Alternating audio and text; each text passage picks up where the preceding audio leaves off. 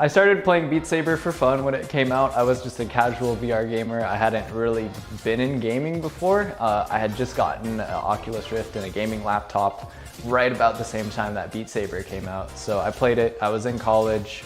Like I said, didn't take it too seriously. Got a summer job.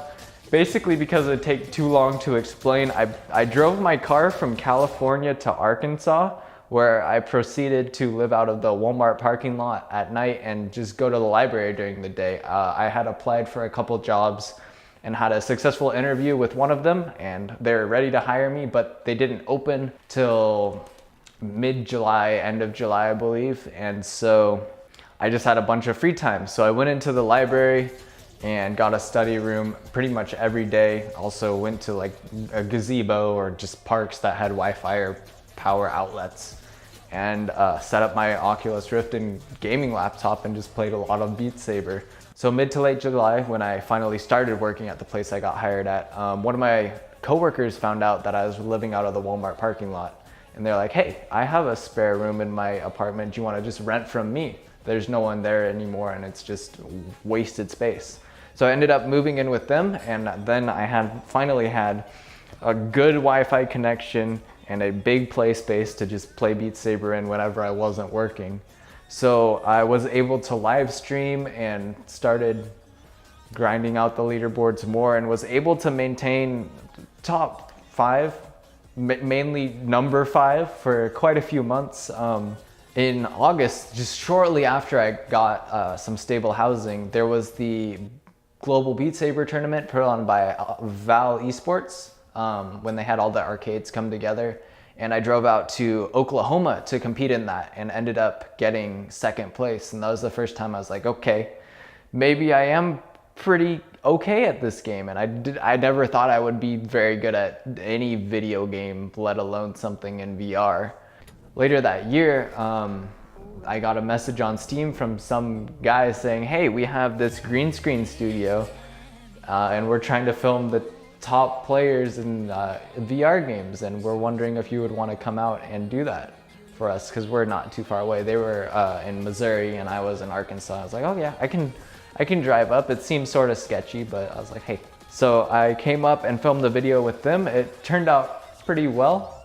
I had a really great time working with them. It was really fun, and from there I just went back to work. So early December, I was rethinking what I wanted to do with my life, I guess. I didn't really want to be stuck at a dead-end fast food job forever, and I was making just a little bit of money through streaming, and sometimes if I could find a tournament to drive to, a little bit of money through that. So I looked at my budget and I thought to myself, hey, hypothetically, if I could make $500 a month through Beat Saber, just going to tournaments, streaming, making videos, whatever I could find, I could survive out of my car again without losing money. And I could go around not only going to arcades, but meeting whoever I am near. Like, I had made a lot of friends through the community on Discord that I regularly talk to. I was like, hey, it would be really cool to just meet all these people in real life. So I quit my job end of December and started planning through January what I was gonna do. There's a tournament in Pennsylvania. There's a $500 grand prize. That will get me through 1 month, if not a little bit more, if I can cut corners on some stuff. And so I packed up all my stuff into my car and drove out there, and it ended up that Pirate Patty, Puds, and Weeaboo Jones all ended up at the same tournament. So I got to meet all them and hang out with them, and it was really fun.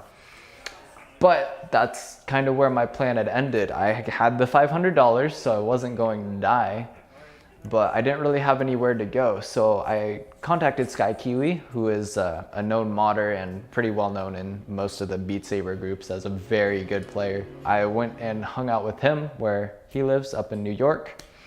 And that was pretty cool as well. We streamed and just hung out. I got a DM from the guys at Splitverse again. So I came down and I ended up helping them with the Beat Saber Quest shoot, which I know only got to work on the MR tech side, but also was in the video. which was super cool working with Nikki and Cutie Pop and a couple other people. And after that, they're like, hey, we could possibly hire you on full time. So now here I am. Now I'm working full time for Splitverse, helping them with whatever they need, being in videos, doing tech work, editing, going wherever. It doesn't really matter. I mean, I'm just so thankful. Just basically going from being homeless to working a dream job and in the gaming industry, let alone VR, was and still is insane for me. And I basically wouldn't be here if it wasn't for Beat Saber. So it's kind of, that's pretty much my story and how Beat Saber's changed my life.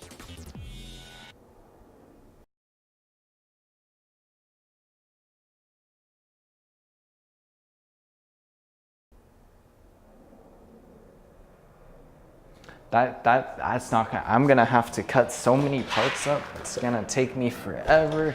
I stuttered through most of that. I have like 20 minutes of footage to go through. Are they even gonna accept video entries? I mean, just because I've used the Quest doesn't mean I have one. I don't have one. They didn't give us one. Okay, I was on the shoot.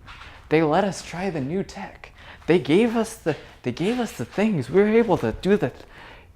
They just took them back.